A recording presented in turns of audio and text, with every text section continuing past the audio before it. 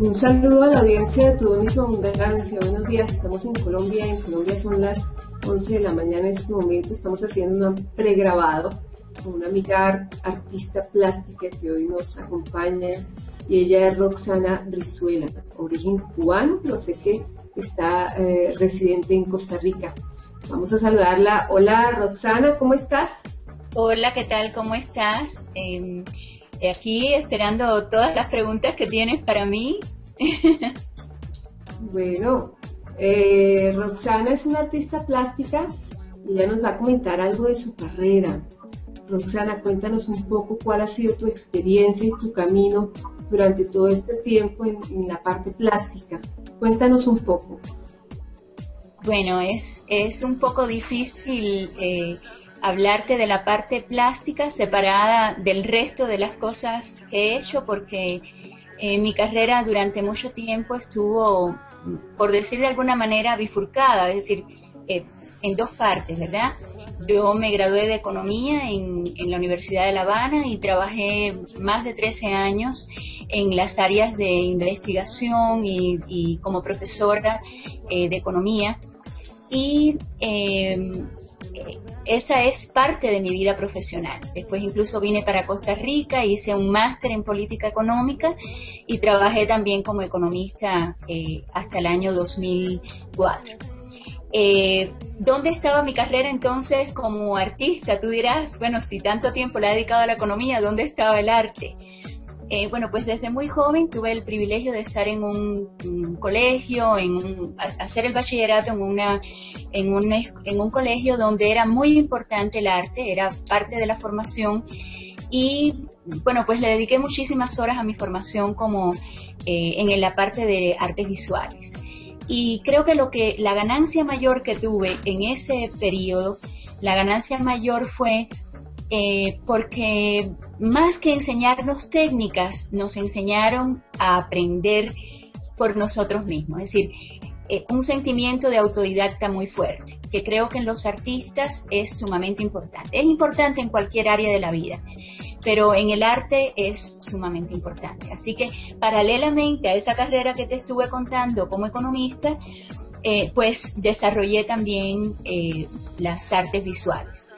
Y incluso estando trabajando en el Congreso como asesora de economía, hice 3 exposiciones individuales y ahí fue que tomé la decisión de dejar el escritorio, de dejar la economía y dedicarme únicamente a las artes visuales. Y bueno, pues ahí siguió mi mundo de capacitación, de entrenarme, de hacer cursos, de recibir coaching personales, y también de la exploración profunda en la pintura, en la escultura, en la ilustración y por último en el área del arte hice una maestría en álbum ilustrado que sellaba 2 áreas importantes, el gusto por el escribir y el gusto por ilustrar. Y bueno, pues entonces también ahí escribí un libro que pronto, escribí e ilustré un libro que pronto va a salir su publicación y también tengo un libro arte, es decir, he desarrollado también esa parte del arte que funde mucho de las distintas áreas del mundo artístico. Okay. Bueno, yo no dudo que todos los seres humanos llevamos un artista dentro. Y tú nos estás contando que tuviste un tiempo en la parte de economía y uno dice, bueno, como un economista va a ser artista y sabemos que estaba dormida esa parte tuya. ¿Cómo surge ese momento? Porque sé que para muchas personas puede ser cuestionante el hecho de que su vida o su carrera sea algo totalmente diferente al arte. ¿Cómo surge ese momentico de cambio, de dejar el escritorio y dedicarte al arte, de tomar esa decisión? ¿Cómo surge? Bueno, quizás creo que todo depende de la persona, de cómo haya llevado esa parte del arte en su vida. La decisión en sí, bueno, pues fue un momento, pero en el caso mío, desde que tenía 16 años, nunca dejé de pintar, nunca dejé de dibujar, de hacer arte. Es decir, paralelamente yo nunca dejé el arte en mi vida, la verdad. Pero ese momento de decisión, porque puede que haya muchas personas de la misma, igual, es decir, que dibujen, que hagan cursos de arte y que se sientan en un mundo profesional diferente y les dé un poco temor saltar, ¿verdad? Y es temeroso. ¿Por qué? Porque el mundo de las ciencias exactas, de las ciencias sociales, cuando uno trabaja en esas áreas, pues llegas a un área de confort, donde tienes ingresos estables, donde tienes un trabajo de todos los días, tienes un mundo creado. Y sin embargo, ahí está latente, ahí está ese bichito que te dice, necesito hacer esto profundamente. Y lo cierto es que si uno no se enfoca en algo, no va a dar máximos resultados. Si uno comparte la vida en muchas cosas, no va a dar máximos resultados. De hecho, yo creo que, bueno, pues han venido otras decisiones posteriores, porque después de mi desarrollo artístico, que no voy a abandonar de ninguna manera, pues conocí el mundo conceptual de la creatividad. Me formé como facilitadora de procesos creativos y yo diría que milagrosamente, pero también por decisión propia, esto me permitió fundir el mundo artístico con el mundo de la economía. ¿Por qué? Porque a través de un proyecto que gesté, que se llama Transformarte, pues puedo ayudar a emprendedores, ya sea dentro del área de las artes, de la artesanía, como en cualquier área, incluso de la economía, de los servicios, de la producción.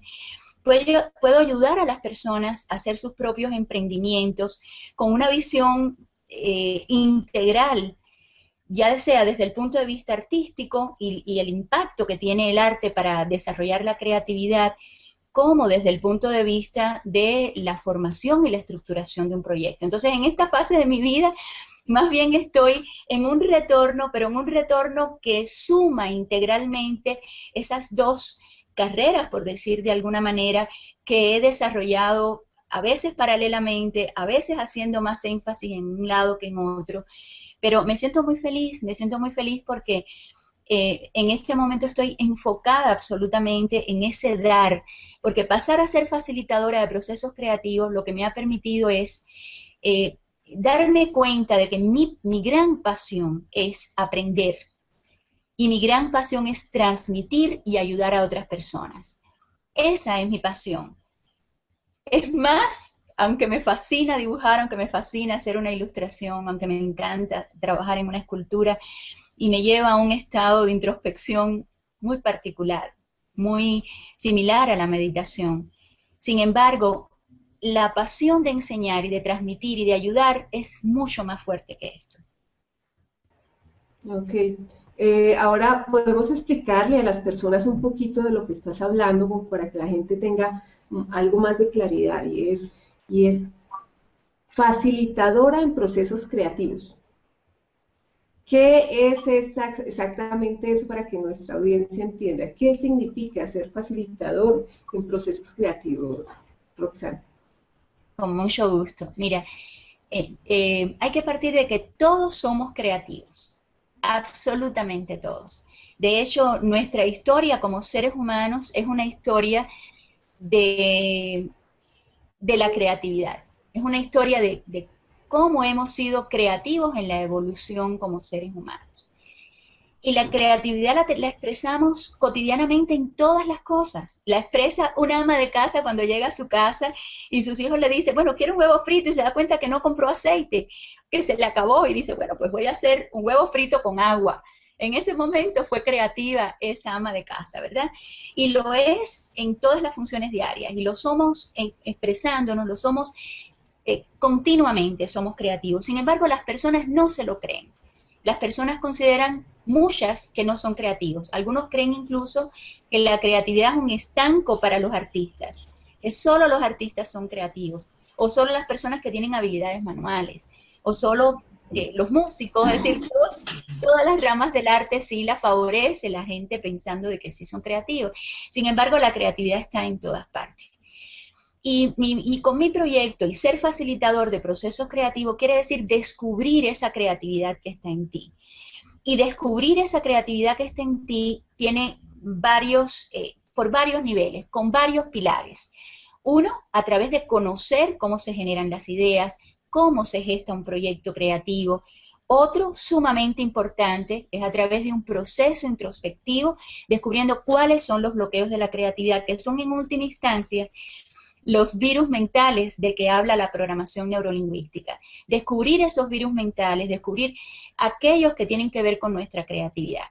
Y por último, ya seas artista o no, darte la opción de que practiques, de que conozcas técnicas artísticas, porque esto hace que nuevos canales cerebrales se activen y te hagan de una manera conectiva, porque así funciona la creatividad, ser más creativo en todas las áreas de tu vida, en todas las áreas de tu vida cotidiana, ya sea laboral, personal. Y créanme algo, que cuando uno entra en un proceso creativo para descubrir cuáles son sus potencialidades, para diseñar sus propios proyectos, para diluir los bloqueos, el cambio que se produce en la vida es muy profundo, muy profundo. Lo digo por experiencia propia. Ok, tengo dos preguntas que me surgen respecto a lo que nos estás contando.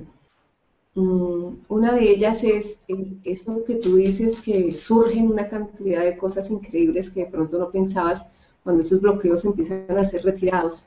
Se podría llamar una conexión muy especial. Esa es una pregunta a la que te quiero hacer. Eh, bueno, contestemos por ahora esta mientras, porque puede ser larga. ¿Qué es esa conexión? ¿Cómo la puedes interpretar tú después de que esos bloqueos eh, desaparecen de alguna manera y puedes llegar a sacar un montón de cosas que no creías que tenías? ¿Cómo la interpretas tú para que de pronto la audiencia pueda entenderla un poco mejor? Es decir, me estás preguntando sobre lo que dije, que la creatividad funcionaba de una manera conectiva, ¿verdad? Ese Ajá. es el área que quieres que te cuente, que te comente. Bueno, mira, hay muchas investigaciones científicas sobre las particularidades del lado derecho y del lado izquierdo del cerebro.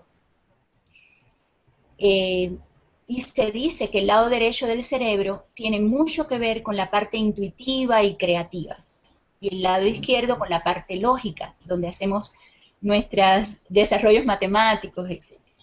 Pero lo cierto es que el cerebro no funciona como un estanco, no funciona aisladamente. El lado derecho es esto, el lado izquierdo es tal cosa. Es cierto que está identificado incluso el lenguaje, tal y tal, todas las funciones están ubicadas en determinados lados, pero funciona el cerebro de una manera integrada. Los caminos, estos caminos neuronales están por todo el cerebro.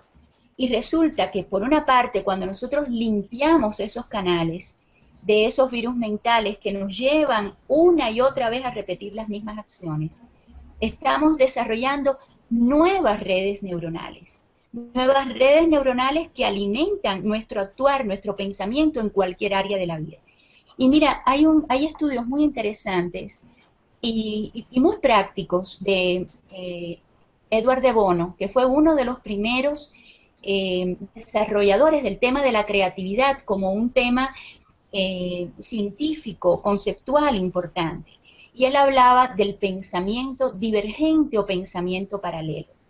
¿Qué quiere decir esto? Nuestro cerebro es muy eficiente. Cuando aprendemos en cálculo una fórmula, cuando aprendemos un camino, cuando aprendemos algo, él es tan eficiente que vuelve a repetir una y otra vez ese camino. ¿Qué es el pensamiento paralelo divergente? Decir, ok, aquí está el camino que ya he acostumbrado al cerebro a decir que es más eficiente, pero por aquí hay otros caminos, otros pensamientos, otras respuestas paralelas que me estoy perdiendo y que me pueden dar mucha más información, claridad e incluso solución a otros problemas. Entonces, esa riqueza que uno empieza a experimentar, que se entrena y que uno empieza después a desarrollar de una manera intuitiva y espontánea, es a lo que le llamamos conectividad de la creatividad. Porque le estás enseñando a tu cerebro que hay muchas soluciones paralelas a las que él está acostumbrado. Incluso con la programación neurolingüística le estás también enseñando a reprogramar o a quitar esos canales de repetición que más bien nos hacen daño. No solamente nos hacen poco creativos, sino que nos dañan en un actuar dañino para ciertas cosas. Entonces, la creatividad, desarrollarla en el área artística, aunque no seas artista, te da beneficios extraordinarios en todas las áreas de tu vida. Esa es la realidad. No sé si me expliqué. Ok, sí, bueno, es concepto más científico, ¿no? Pero bueno, ahora pasemos a lo siguiente, a la otra pregunta, y es, mm, antes de limpiar estos virus y todo lo que tú dices de nuestro hemisferio derecho, hemisferio izquierdo, para que logre generar esa conectividad tan especial después de hacer esa limpieza, antes de eso están esos bloqueos. Ya, esa creo es el trabajo del que tú llamas, del cual te quieres enfocar, es eliminar esos bloqueos o virus mentales. Podemos decirle a la gente un poco cuáles, digamos, en tu carrera, en tu movimiento, en lo que has hecho, en tu investigación, algunos de esos bloqueos que pueden surgir para la creatividad. Como no, puedo mencionarte algunos.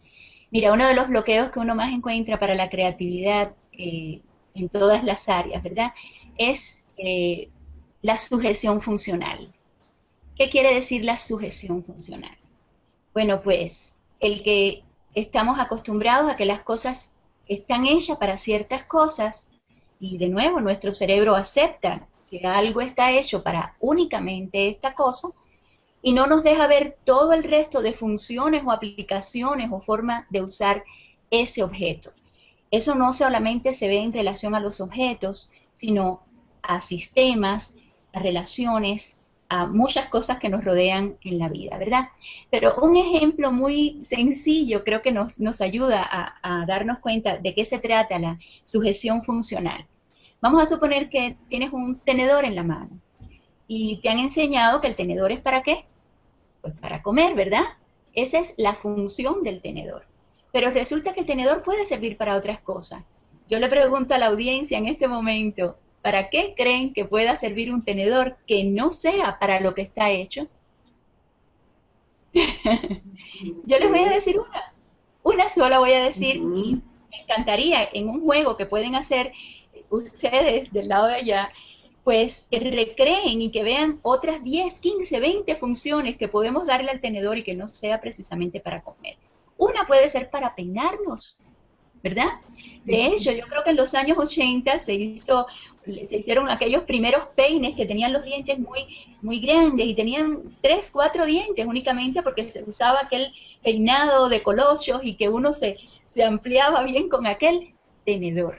Bueno, pues al que se le ocurrió usar ese tenedor es porque no se sujetó únicamente a la función del tenedor para comer y creó este tenedor para peinarnos. Y como eso podemos hacer el ejercicio con un sinfín de cosas. Con un celular, con una piedra, con cualquier cosa podemos hacer el ejercicio de para qué otra cosa sirve que no es para lo que estoy acostumbrada que sirva esta cosa. Ese es un ejemplo. El otro ejemplo que podría dar, bueno, tiene que ver más que ya hacer el ejercicio y el juego, es la revisión de qué nos han enseñado nuestros padres en relación a nuestras costumbres culturales, en relación a nuestras costumbres religiosas también. Las religiones, bueno, yo no estoy en contra de ninguna religión en particular, yo creo que además la espiritualidad uno la desarrolla más allá de cualquier religión y creo que es lo que enlaza que el que una persona practique una religión y otra, sin embargo tenemos esa conexión espiritual, ¿verdad? Pero muchas veces las religiones, algunas religiones particulares, nos han dado esquemas de actuación. Por ejemplo, hasta no tengas relaciones con otra persona que es de tu religión diferente, en relación a las razas, en relación a mil costumbres que han venido a través de nuestros ancestros y que nos las regalan, entre comillas, como si fuera una cajita que no puede abrirse, que está cerrada.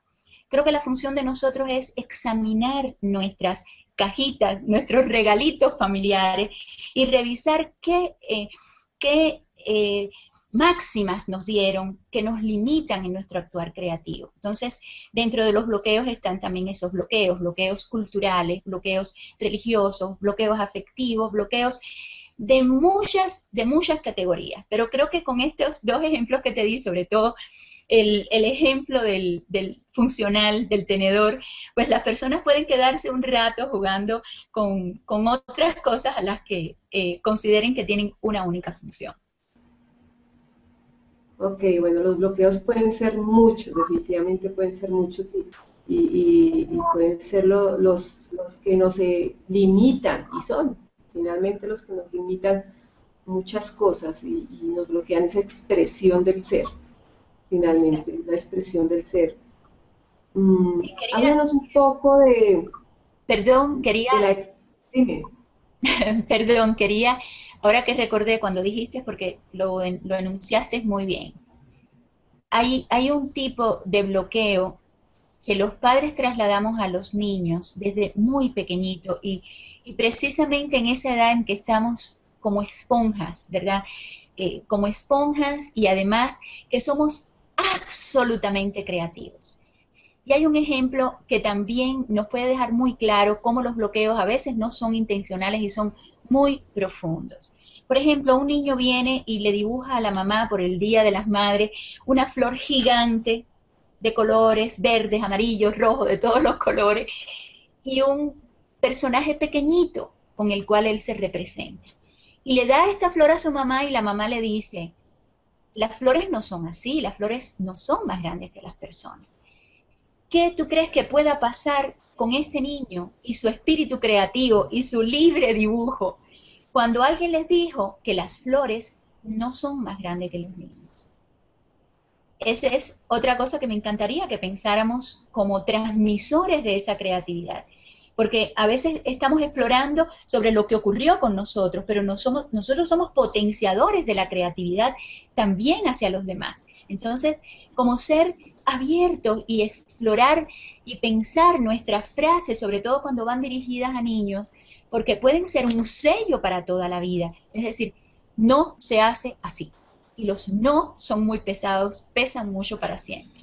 Y disculpa que te interrumpí, pero me acordé de este ejemplo que me parece muy vivencial en cuanto a los bloqueos de la creatividad. Ok, hay algo muy importante y es eso que tú hablas, los padres, los niños con un potencial creativo, los artistas creativos y de pronto falta de manejo de emociones, los adultos que tienen bloqueos para hacer realmente ciertas cosas o no creen que son creativos. ¿A qué me refiero? A que dentro de tu camino, digámoslo así, porque yo lo he visto desde el coaching, es ¿a quién tenemos que dirigirnos más para que ese campo potencial, que es la creatividad, surja de manera natural y que no se bloquee o no se permita bloquearse? Lo digo porque si tú tienes hijos o estás en conexión con niños, pues el adulto es el que refiere esa información al chiquitín y lo que tú dices. Si le dices el adulto es el que tiene la limitación para no dejar que esa creatividad de chiquitín se exprese. Realmente creo que hay que manejar mucho lo que son los adultos, bueno, todo tipo de personas, jóvenes, adultos, pero los adultos que están de alguna manera llevando esta rienda de los chiquititos, de los niños, del aprendizaje, de ser padres, de ser docentes, de ser profesores, de cómo se dirigen hacia ellos y cómo les permiten que su creatividad surja y al contrario, no que se bloquee. ¿Tú cómo has visto este panorama? ¿Cómo has visto este panorama de los adultos, de los jóvenes, de los pequeños, de las creatividades, de los bloqueos, de las limitaciones que se encuentran para eso exactamente?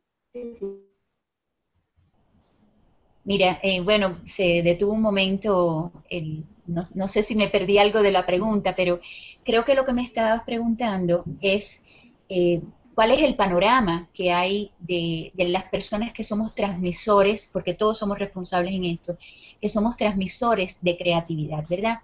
Y el panorama a veces no es tan colorido y bonito. ¿Y por qué? Porque es una cadena, es decir, los que se dedican, los que nos dedicamos a enseñar, tenemos nuestros bloqueos. ¿Cómo podemos transmitir un libre pensamiento en cuanto a la creatividad? ¿Cómo podemos transmitir el pensar fuera de esa caja estrella, de ese regalito supuesto que nos hicieron, si nosotros mismos no estamos con un pensamiento libre?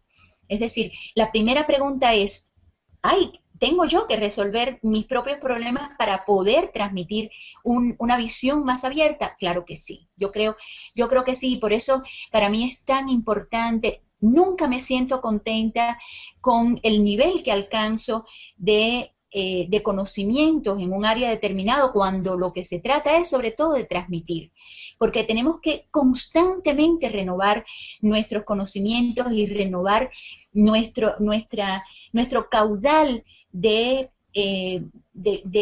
conocimientos y de formas a través de las cuales puedo ayudar a otras personas y ayudarme a mí misma, por supuesto. Entonces, yo creo que ese proceso uno lo puede, por supuesto, puedes hacerlo solo, puedes intentar hacerlo solo, pero lo mejor es buscar a alguna persona que ya tenga el camino trillado, que te dé la mano y te indique. Y hay tantas posibilidades de coaching de todo tipo.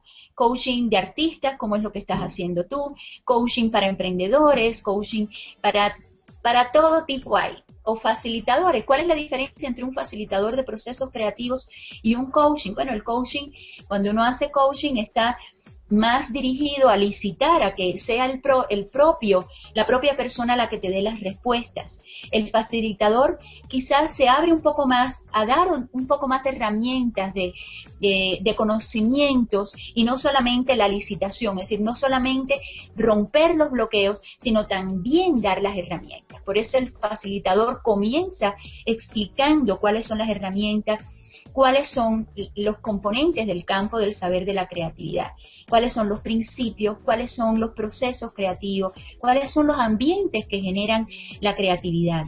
Y dar herramientas concretas y practicar con la otra persona, tener la vivencia con la otra persona de ese proceso. Entonces, sí, ojalá que... Yo he tenido aquí la experiencia en Costa Rica, una conferencia que di para el colegio de profesores y licenciados, y acudieron más de 200 profesores de distintas áreas.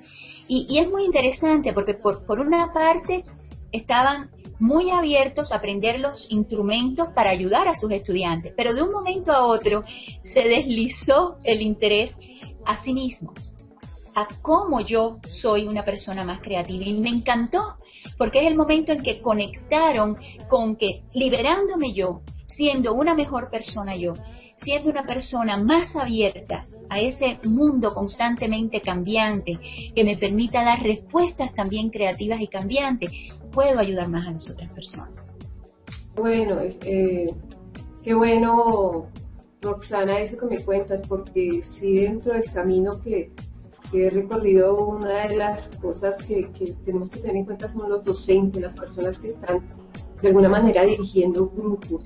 Y esa invitación que tú haces tan honesta de empezar nosotros por nosotros mismos, a ver en dónde estamos de alguna manera limitados o fallando, porque eso mismo podemos transmitir a otras personas. Y se va de regalo en regalo, como tú dices, de regalo en regalo y de cajita en cajita. Es lo que tenemos que ir destapando esa cajita y dejar que sea un poco más libre. Roxana, cuéntales a las personas, estamos un poquito cortos de tiempo ya, ¿dónde te pueden ubicar respecto a todo lo que tú haces? ¿Cómo se pueden contactar contigo? Bueno, la forma más directa es a través de mi página web, www.roxanabrizuela.com, y pongo /transformarte. ¿Por qué? Porque mi proyecto, que se llama Transformarte, tiene en mi página un espacio donde pueden encontrar de qué se trata el proyecto y a quién va dirigido. Y ahí pueden encontrar también en la página el contacto. De todas maneras, también mi correo electrónico es de Roxana, rbrizuel@gmail.com. También me pueden escribir directamente a mi correo. Pero en mi página encuentran información y también encuentran mi trabajo artístico. Gracias, Roxana. Espero que nos ilustres luego con algo de tus obras. Muchas gracias por este espacio, Roxana, y creo que es una información. Mira, muchas gracias a ti. Creo que ha sido maravilloso este encuentro porque me ha permitido entender que a ti como artista estás interesada en este tema y que tú eres una gran promotora de la creatividad y del cambio y de la libertad creativa en otras personas, porque conozco tu trabajo y sé que impulsas e invitas a la gente, no importa cuál sea su nivel de formación artística, los invitas a ser libres creadores y eso es fabuloso, te admiro muchísimo por eso. Y los invito también a que se acerquen a ti, también los invito a que se acerquen a mí, puedo ayudarlos en sus propios procesos creativos a descubrir la libertad que produce y el goce de vivir que produce tener un proyecto creativo en cualquier área de la vida. Así es, Roxana. Bueno, me alegra mucho por ti, te mando un abrazo. Muchas gracias por estar aquí en este programa. Y bueno, saludos a la gente de Buena Abundancia. Nos vemos en el próximo programa. Gracias, Roxana. Cuídate mucho. Chao. Muchas gracias. Gracias a ti, Carmenza. Gracias. Bye, bye.